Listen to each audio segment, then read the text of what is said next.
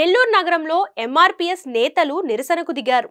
3 నెలల క్రితం దారుణంగా హత్యకు గురైన రియల్ చిన్నయ్య హత్య కేసుపై మళ్లీ దర్యాప్తు జరిపించాలని కుటుంబ సభ్యులతో కలిసి ఆందోళన చేపట్టారు. హత్య కేసులో ముఖ్యమైన ముద్దాయిలంతా బయట సంతోషంగా తిరుగుతున్నారని, వాళ్లను వెంటనే అరెస్ట్ చేయాలని డిమాండ్ చేశారు. ఆ తరువాత కేవీఆర్ పెట్రోల్ బంక్ వద్ద నుండి పోలీస్ ఆఫీస్ వరకు ర్యాలీ నిర్వహించారు. తర్వాత అధికారులకు వినతి పత్రం అందజేశారు. రియల్ చిన్నయ్య హత్య కేసులో వ్యాపార లావాదేవీలతో పాటు వ్యక్తిగత విభేదాలు కూడా ఉన్నాయని ఎంఆర్పీఎస్ నేతలు తెలిపారు. వాటన్నిటిపై పోలీసులు మరోసారి విచారణ చేపట్టి న్యాయం చేయాలని కోరారు. మా ఆయన పేరు చిన్నయ్య, మాది సరవరాబాదు. మా ఆయన బాగానే వస్తుండిండు, పాతుండిండు. కానీ ఇంటికి ఏదైనా ఫోన్ చేసినా కానీ వస్తాను, ఉదయాన్నే వస్తానని చెప్పిండు. ఉదయాన్నే వస్తాను, నేను ఇప్పుడు నైట్ కదా రాలేనని చెప్పిండు. బాగానే మాట్లాడిండు, నవ్వుతానే మాట్లాడిండు. నేను మాట్లాడేటప్పుడు డాక్టర్ ఫోన్ చేస్తుండు 10 నిమిషాలు ఆగు చేస్తాను, నువ్వు చెయ్యొద్దు అని అనిండు. మళ్ళీ 5:30 కట్ చేసి నేను మధ్యాహ్నం లోపల వచ్చేస్తాను, డాక్టర్కి కొన్ని విషయాలు చెప్పిండు కదా ఆయన, అవి కూడా మనము చేసుకోవాలి కదా అని మాట్లాడేవాడు. ఏది మాట్లాడినా డాక్టర్కి సంబంధించిందే, డాక్టర్ అమ్మకు సంబంధించే మాట్లాడేవాడు. డాక్టర్ ఓబుల్ రాజు డాక్టర్ ఆమెతోనే బాగా మాట్లాడు. నైట్ 1 గంటకు మాట్లాడినా మాట్లాడుతాడు, 2 గంటలకు మాట్లాడినా మాట్లాడుతాడు. మనం ఏదన్నా అడిగితే మమ్మీ డాడీ అన్న ఇదిలోనే మాట్లాడేవాడు. చనిపోతాడన్న 20 రోజులు కూడా మా దగ్గరికి వచ్చి చిన్న పిల్లలు చిన్నోని పిల్లలు అమ్మడి పిల్లలు లాగుంటారు, ముద్దుగా ఉంటారు అని కూడా పిల్లల్ని కూడా దగ్గరికి తీసుకొని కూడా మాట్లాడిండు. ఆ లోపల అంతా చేసేసిండ్రు.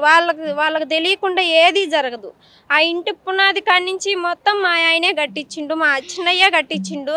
కనీసం ఇంత జరిగింది, చిన్న కార్యమైనా మా ఇంటికి వస్తారు, చిన్న పురుడైనా కానీ మా ఇంటికి వస్తారు. ఇంత జరిగితే ఇన్న నోరు లేని బిడ్డలు నేసుకొని నేను రోడ్డు నిలబెడితే ఇంత జరిగితే కనీసం ఒక మాట కూడా మాట్లాడాల. అది ఏమైంది, ఎందుకు జరిగింది వాళ్ళకి తెలియకుండా ఏం జరగదు, మొత్తం వాళ్ళ సంశయంలోనే జరిగింది. కనీసం ఆ హాస్పిటల్కి కూడా రాలే, నా పిల్లల సాయి కూడా చూడలేదు. ఇంత కష్టంలో మేము ఉన్నప్పుడు కనీసం ఏమైందని కూడా అడగాలి కదా. అంత జరిగినప్పుడు కూడా ఇంత నిర్లక్ష్యం, పోలీసు వాళ్ళు కూడా ఇంత నిర్లక్ష్యం చేస్తారని నేను అనుకోలేదు. నాకు నా బిడ్డలకు న్యాయం కావాలి. ఏమైనా చేసి నన్ను నా బిడ్డలకి కనీసం చిన్న ఆస్తి సంపాదించిన మేడం మేడం మేడం అనే మాట్లాడేవాడు. లేస్తే డాక్టర్ ఓబుల్ రాజు చరణ్ అబ్బాయి, వాళ్ళ అబ్బాయి పేరు.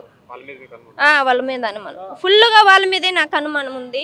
ఇప్పుడు ఏదైతే ఆయన నైట్ ఆయన పక్కలో ఉన్నాడో అక్కడ వెంకటేశ్వర టీచర్ కొట్టి పోలీసు చెప్పారు. అయితే మీకు ఉదయం ఫోన్ ఎవరు చేశారు, ఏమని చెప్పారు? ఉదయం కొట్టి చంపినాడని నాకు తెలియదు, అంటే నా దాకా రాని లేదు. నాకు చిన్న పిల్లలు ఉన్నారు, సెలవులు కాదని మా ఊర్లో వదిలేసిండ్రు, మా అత్తోళ్ళ ఇంటి దగ్గర వదిలిపెట్టిండు. నేను 10 రోజులలో మొత్తం అన్నీ చేసేసుకొని వస్తాను, మనం ఉదగిరిలో పెట్టుకుందాం, ఉదగిరిలోనే ఉండాలి, చదివించుకోవాలి పిల్లలనే ఆధారపడిండు. కానీ ఆ మాట్లాడింది అట్టెట్టబోతువు, అన్నీ ఇక్కడ వదిలేసి భార్య బిడ్డల కాడికి ఎలా పోతావు నువ్వు అడిగింది. అప్పుడు కూడా నేను అడిగినప్పుడు కూడా వాళ్ళు డాక్టర్ మనము మర్యాద ఇవ్వాలా, నువ్వు అటు మాట్లాడకూడదని కూడా అనిండు. కానీ జరిగింది మాత్రం వాళ్ళకి తెలియకుండా ఏది జరగలేదు, మొత్తం వాళ్ళకి సమక్షంలో జరిగింది. అంత ఇంట్లో అంత శబ్దం లేకుండా ఎలా జరుగుద్ది, అతనికి తెలియకుండా ఎలా జరుగుద్ది, మొత్తం అతనికి తెలుసు, అతని ద్వారా మొత్తం జరిపించింది వాళ్ళే. కానీ ఇప్పటికి మాకు న్యాయం జరగలేదు. 2 నెలలు అయింది, చిన్న పిల్లలు రోడ్డు మీద ఉన్నాం మేము. కనీసం ప్రతి ఒక్క వస్తువు సంపాదించినా కానీ అక్కడే పెట్టాడు, ఇంటి దాకా కూడా తెస్తాడు. వాళ్ళకి తెలియదు, వాళ్ళు లేరు అని మాటలే అంటున్నారు. లేదు, మా దగ్గరగా కూడా పిలిచి మాట్లాడించలేదు. కనీసం ఇంతవరకు ఒక ఫోన్ చేసి ఎట్లా ఉండవని కూడా అడిగిన వాళ్ళు లేరు. వాళ్ళ మీదనే నా అనుమానం, నా డౌట్ మొత్తం వాళ్ళ మీదనే. వాళ్ళు లేదే ఏం జరగదు. మందా వెంకటేశ్వరరావు మాదిగా, ఎంఎస్పీ ఎంఆర్పీఎస్ నెల్లూరు జిల్లా ఇన్ఛార్జ్. నెల్లూరు జిల్లాలో గొల్లపల్లి చిన్నయ్య మాదిగా హత్య జరిగి 2 నెలలు కావస్తున్న ఆ కేసు పైన ఇంతవరకు పురోగతి లేకపోవటం చాలా బాధాకరం. ఎందుకంటే ఎలాంటి ఆధారాలు లేని కేసులనే ఛేదిస్తూ మరి వాళ్ళకి శిక్షలు వేస్తున్నటువంటి సందర్భం మనం చూస్తూ ఉన్నాం. ఎంతో టెక్నాలజీ వచ్చింది, నార్కో టెస్టులు అని ఇవన్నీ చాలా టెక్నాలజీ వచ్చింది. ఎలాంటి ఆధారాలు లేని కేసులను కూడా ఛేదించి పోలీసులు చాకచక్యంగా ఛేదించి దోషుల్ని గుర్తించడం, వాళ్ళకి శిక్షలు వేయటం జరుగుతూ ఉంది.